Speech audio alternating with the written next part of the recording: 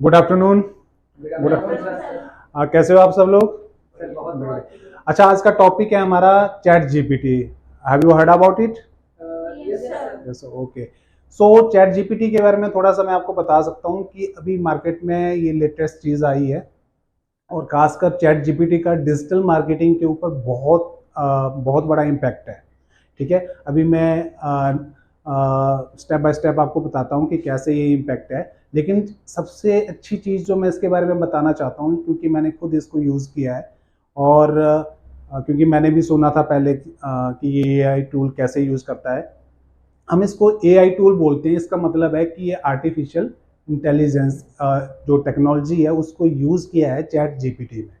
ठीक है, मतलब आप इसको कुछ भी इंस्ट्रक्शन दोगे चैट जीपीटी में, लेट्स सपोज कि कोई जैसे कोई कॉलेज में पढ़ता है या कोई किसी कंपनी में एम्प्लॉई है, वो एक एप्लीकेशन देना चाहता है कि और वो लिख नहीं पा रहा है। ठीक है, या कोई भी बच्चा कॉलेज में एप्लीकेशन दे पा रहा है लेकिन उसको पता नहीं चल रहा कि उसको एक प्रोफेशनल जो एप्लीकेशन है कैसे देनी है। अगर वो इसको इंस्ट्रक्शन देगा कि भैया मेरे लिए एक वो लिख लो आप कि राइट ए, लाइक जैसे कि write an applications for a holiday, just एक एन एग्जाम्पल है। ठीक है, तो जैसे इसको एक इंस्ट्रक्शन मिली तो ये अपने इंटेलिजेंस टेक्नोलॉजी को यूज करके आपको बेस्ट से बेस्ट सैंपल देने की कोशिश करेगा। ठीक है, तो ये बहुत अच्छी चीज है और just with in 3 to 4 seconds में। तो कहने का मतलब है कि किसी आपके काम करने की जो क्या बोल सकते हैं इसको, क्षमता है या जो आपके काम करने की जो एफिशिएंसी है वो इंक्रीज हो जाती है यूजिंग चैट जीपीटी। ठीक है, लेकिन सबसे इंपॉर्टेंट चीज ये है कि क्या हम इसको प्रॉपरली यूज कर रहे हैं। ठीक है, सबसे इंपॉर्टेंट चीज क्या है, क्या हम इसको प्रॉपरली यूज कर रहे हैं। अब जैसे यही है एक एप्लीकेशन कि मुझे एक वन डे की कोई अर्जेंट काम है, मुझे एक दिन की हॉलीडे चाहिए और आपने जस्ट इसको एक instruction the, right an application for a holiday. तो एक स्क्रिप्ट ये है, एक मतलब एक इंस्ट्रक्शन इसको ये है, लेकिन अगर इसको आप प्रॉपर इंफॉर्मेशन नहीं दोगे तो ये कुछ भी आपको जनरेट करके दे देगा और लोग वही कर रहे हैं आजकल।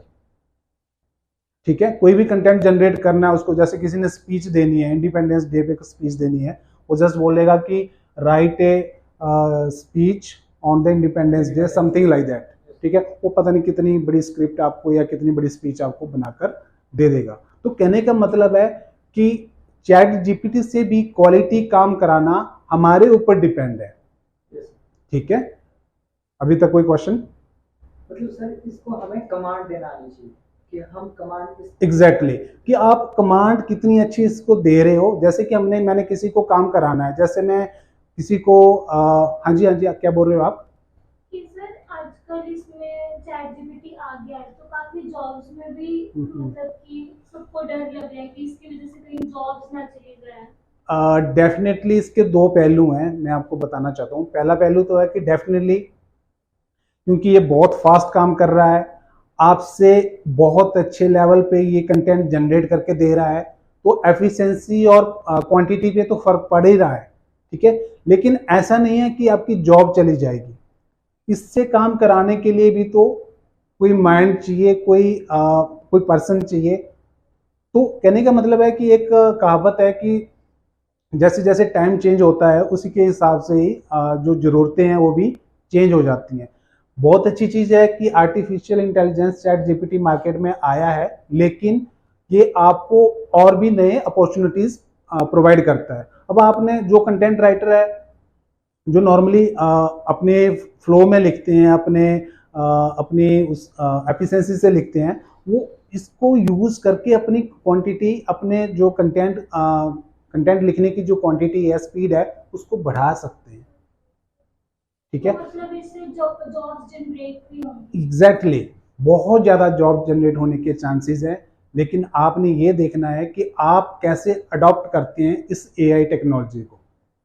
ठीक है, अगर आप ऐसे लेके चल रहे हैं कि भैया ये तो बहुत कुछ जनरेट करके दे रहा है, 10 मिनट में दे रहा है, 15 मिनट में दे रहा है, और आप अपना हाथ कलम पकड़ के बैठ गए हो, डिप्रेशन से बैठ गए हो, तब डेफिनेटली आपके ऊपर फर्क पड़ेगा। लेकिन आप ये देखो तो सही कि ये काम कैसे कर रहा है, ये आप कंपेयर करो। अभी मैं मार्केट में देख रहा हूँ, अब जो भी अब चैट जीपीटी आ चुका है मार्केट में, हर कोई कंटेंट राइटर बन चुका है, लेकिन अभी मैं देख रहा हूँ कि बहुत डिमांड है मार्केट में, वो ह्यूमन टच वाला एक कंटेंट चाहते हैं।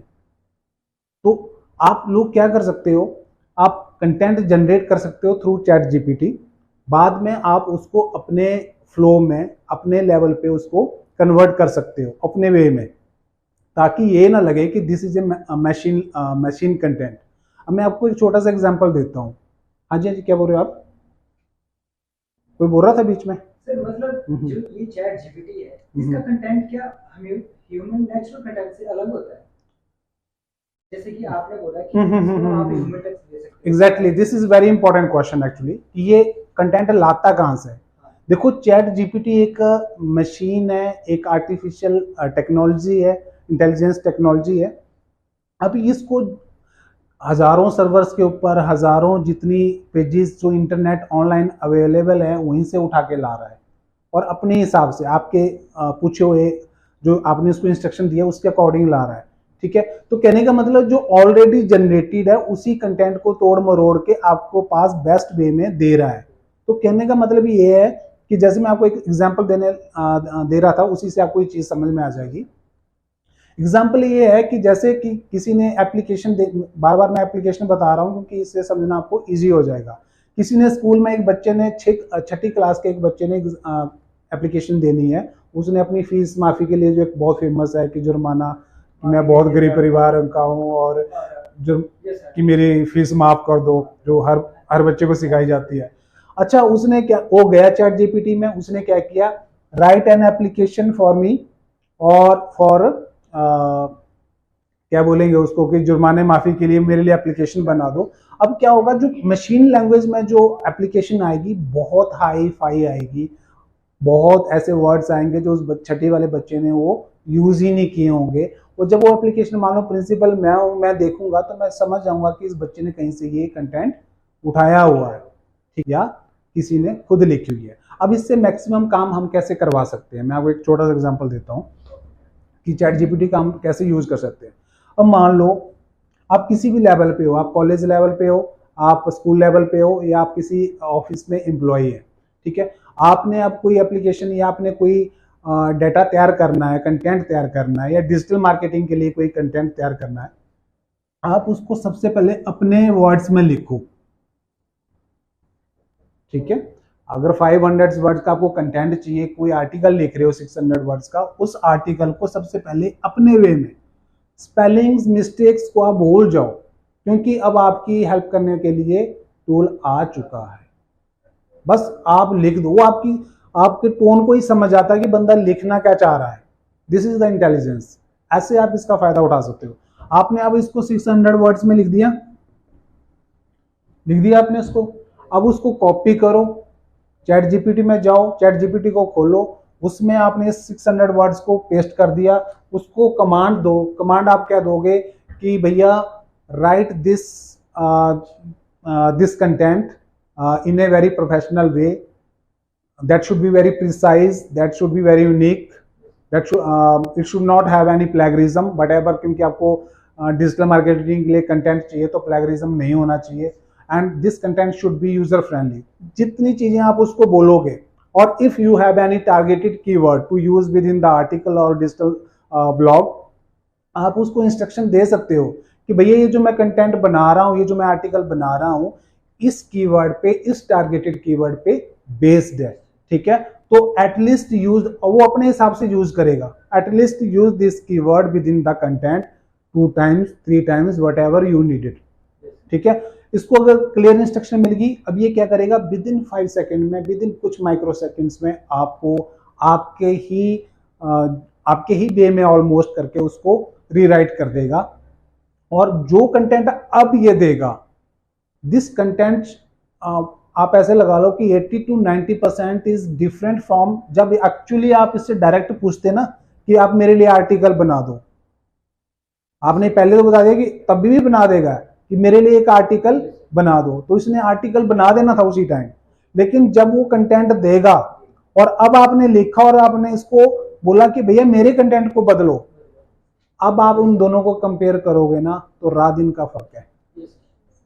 तो करना क्या है, पहले खुद ही लिखना है, खुद ही बनाना है, बस उससे बोलना है कि भैया जितनी भी मेरी मिस्टेक्स। अब पहले क्या होता था, आप कंटेंट लिखते थे, आप टूल यूज करते, एक एक ढूंढो, एक एक कोई दूसरे टूल्स यूज कर रहे हो, ग्रामरली कर रहे हो, फलाना कर रहे हो, ठीक है। लेकिन यहाँ कुछ नहीं करना, आपने इस टूल को आपने मैक्सिमाइज के लिए यूज कर लेना है, ठीक है। आपको हार्डली मतलब अब जो कंटेंट आपके पास आएगा रीराइट करने के बाद, दैट इज ह्यूमन टच ही होगा ऑलमोस्ट, ठीक है। स्टिल आपने बना लिया, उस कंटेंट को दोबारा से अपनी वर्ड फाइल में रख लो, और अगर आपको स्टिल लगता है कि ये ऐसा वर्ड आ रहा है जो कि आपको भी नहीं पता, कभी आपने भी नहीं देखा, अब आप उसको अपने वर्ड, अगर आपको समझ में आते हैं गूगल में उसका मीनिंग देख लो और उस वर्ड्स को और यूजर फ्रेंडली वे में। यूजर फ्रेंडली का मतलब है whatever you are writing the content that should be meaningful to the users, और उसको समझ भी आना चाहिए, उसकी रीडेबिलिटी होनी चाहिए, मतलब उसको पढ़ने आना चाहिए। अब आप इतने हैवी वर्ड यूज कर रहे हैं जो आपको भी समझ में नहीं आ रहे हैं, तो उसका कोई मीनिंग नहीं है। हाँ जी, कोई किसी को भी कोई चैट जीपीटी, इसको हम क्या कर सकते हैं, मतलब ये इलीगल है या लीगल है? वो मैं इसी सेम चीज ही बता रहा था कि अभी तक तो मार्केट में नई चीज आई है, लोगों को अभी कुछ लोगों 50% या मैं कह सकता हूँ 70-80% लोगों को तो अभी पता ही नहीं है कि ये क्या चीज़ है, कैसे इसका हम यूटिलाइजेशन करते हैं, क्योंकि हम डिजिटल मार्केटिंग फील्ड से हैं तो हमें आइडिया है ऑलरेडी।